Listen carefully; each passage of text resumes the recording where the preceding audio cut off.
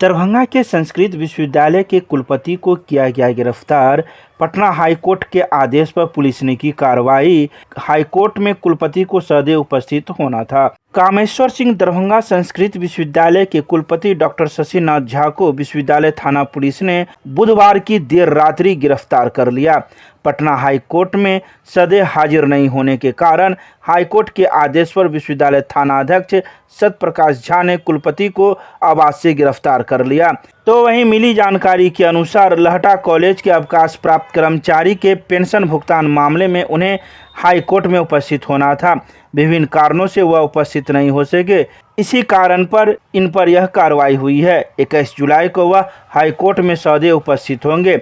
SSP अवकाश कुमार ने बताया कि कुलपति को 20 जुलाई को पटना हाईकोर्ट में सदैव उपस्थित होना था, लेकिन वे उपस्थित नहीं हुए। इसके बाद हाईकोर्ट ने उनके खिलाफ जमानती वारंट जारी कर दरभंगा पुलिस को 21 जुलाई को हाईकोर्ट में सदैव उपस्थित करने का आदेश जारी किया। इसके बाद कुलपति को गिरफ्तार कर लिया गया और रात्रि में ही पुलिस कुलपति को लेकर पटना के लिए निकल गई।